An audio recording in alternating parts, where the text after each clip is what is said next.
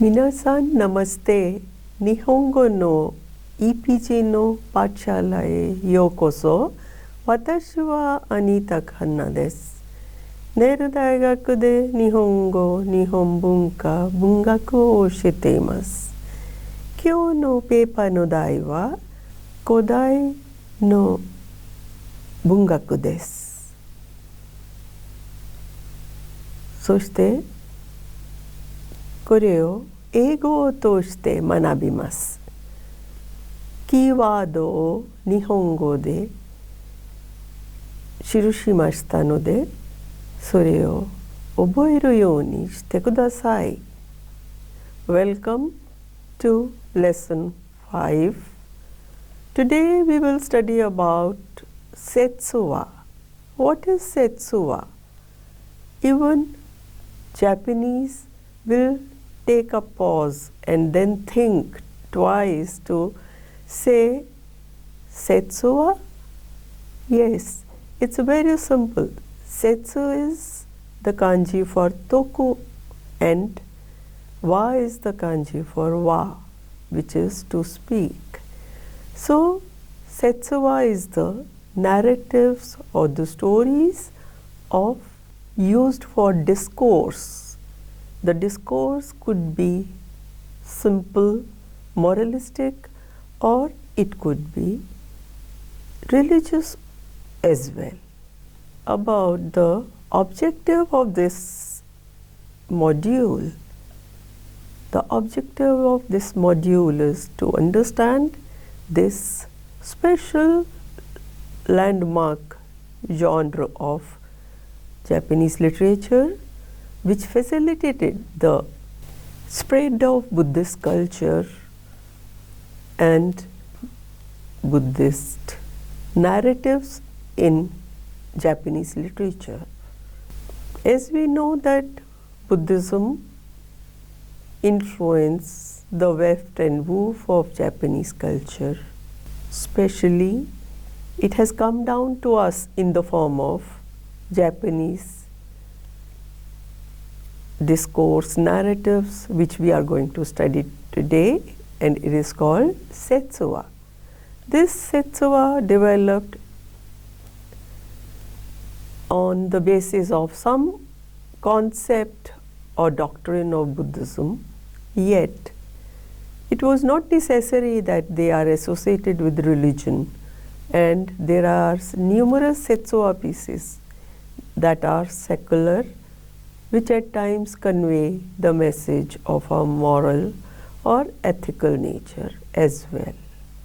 Once again, we must remember that the objective of Setsuwa was to convey the message to the listener in an interesting way, to develop their interest in the subject. In India also we have a number of such discourse narratives, and the most commonly known one is Katha Sarit Sagar. This pioneer work of Nihon Ryoiki, or in Japanese Nihon Genpo Zenyaku Reiki, is the work which set the trend for the later Setsuwa works. A number of fine Setsuwa collections which were themed on other subjects like person or a scripture, like Lotus Sutra or Hokkekyo. Some expounded the three jewels of Buddha, the Buddha, Dharma and Sangha, that is called Sambho in Japanese, or the lives of famous monks and nuns of Japan, including Shotoku Taishi. Also, as I mentioned, the name of India is prominently placed in all these, and it appears more in all these collections. Like Uchikikisho, which we can say is a miniature model of Konjaku Monogatari and was written in 12th century, has the stories classified under the 3 titles of India, China and Japan. And this provided the model, that is, to arrange the narratives under the sub-themes of Tenjiku, which is India, Shintan, China, and Honshu, the mainland Japan. Arranged in 3 volumes in a chronological manner. The first volume has 35 tales, the second volume has 42, and the third volume contains 39 tales. And since I said it is done in a chronological order, the first volume covers the reign of Emperor Yuryaku up to that of Emperor Shomu,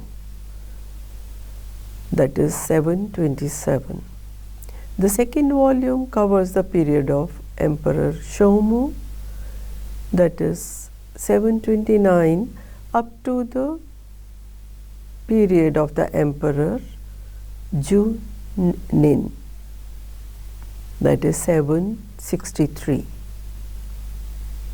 Likewise, the third volume contains stories from 764 up to the period of Emperor Saga, that is 823.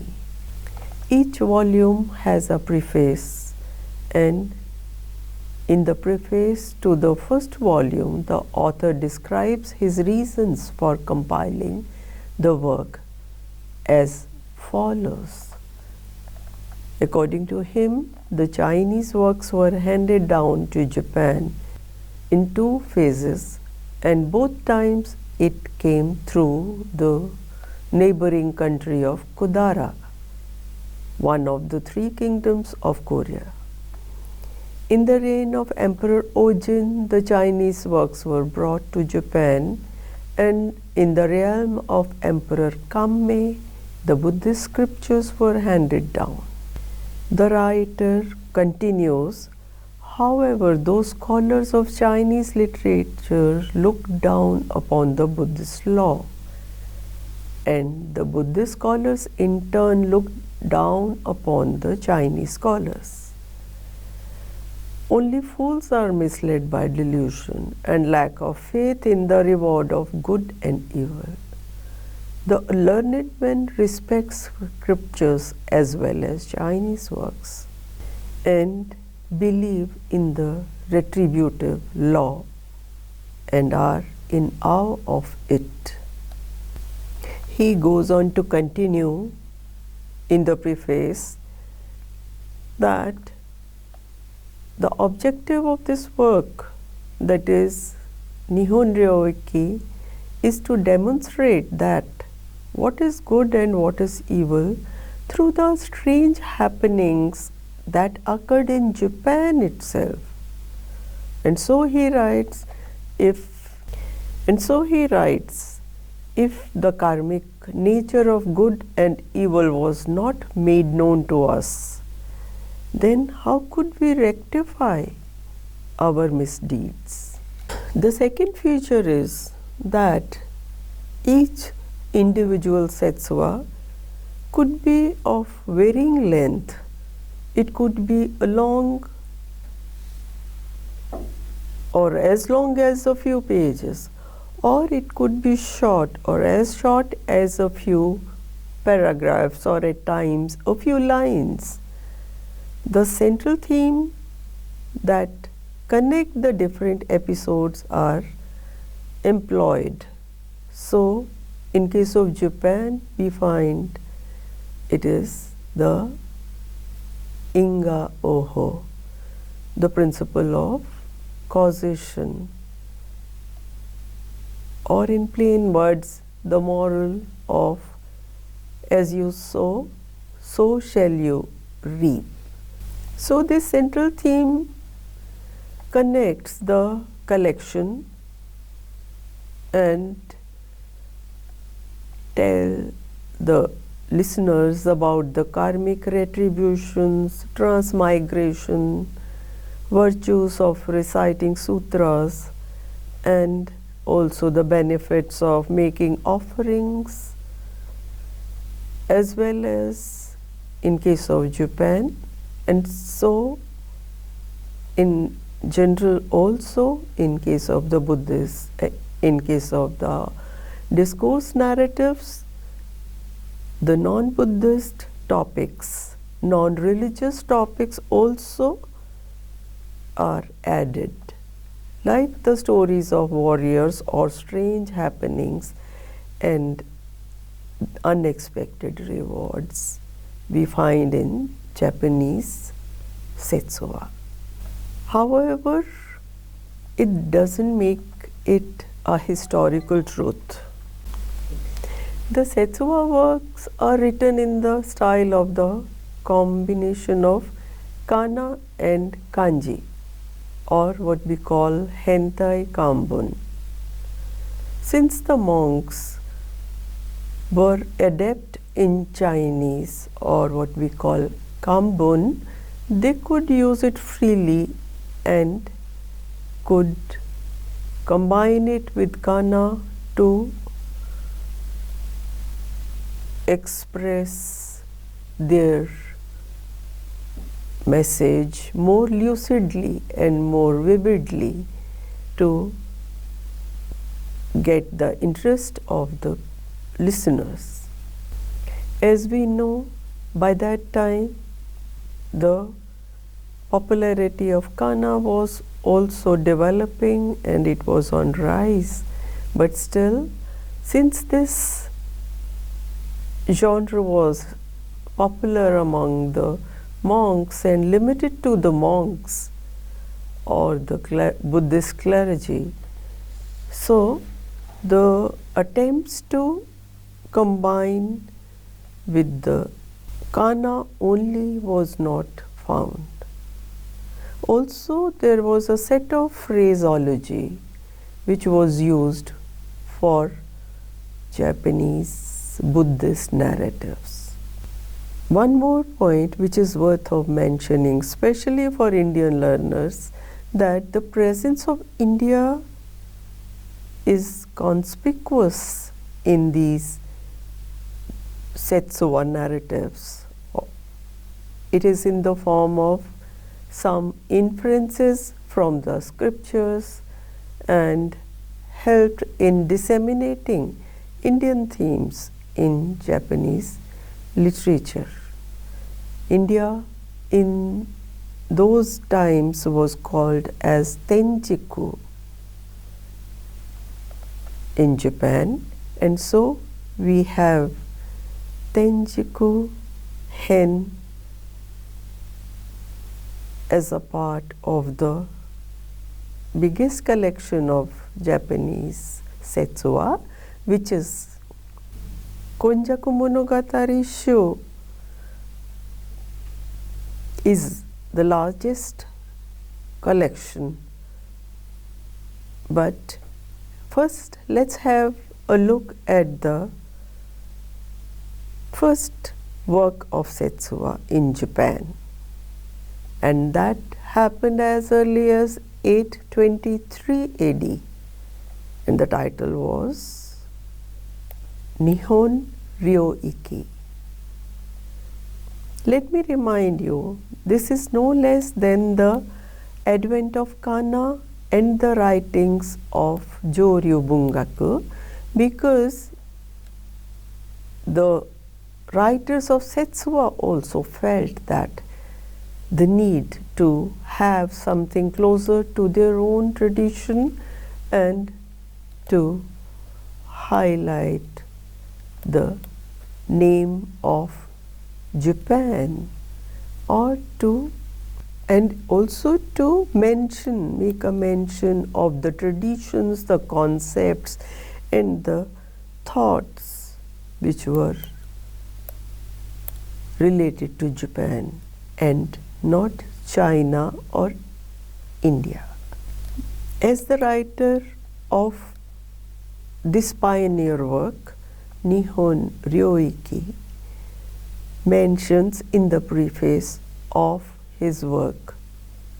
We will come to that later, but let me tell you that the author was a monk, and he belonged to a famous temple called Yakushi-ji in the capital city of ancient capital of Nara.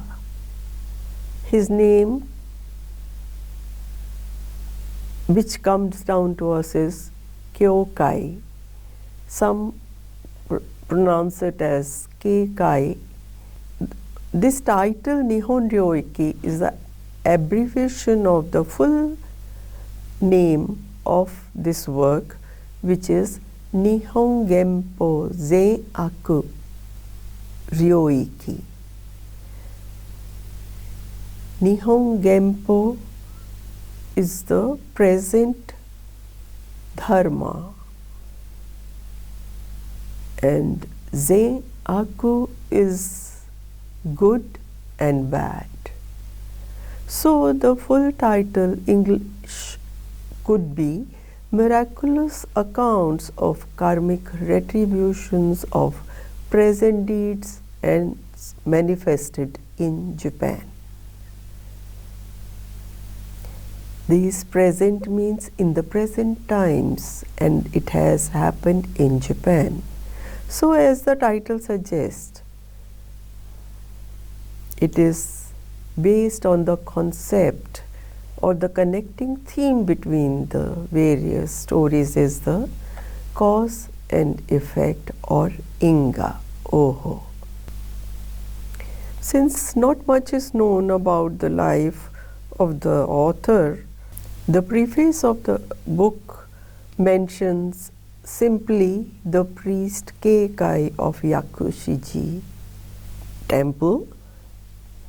So the preface introduces the author simply the priest of Yakushi-ji, Keikai, and states that this Yakushi-ji temple was located in the western sector of Nara.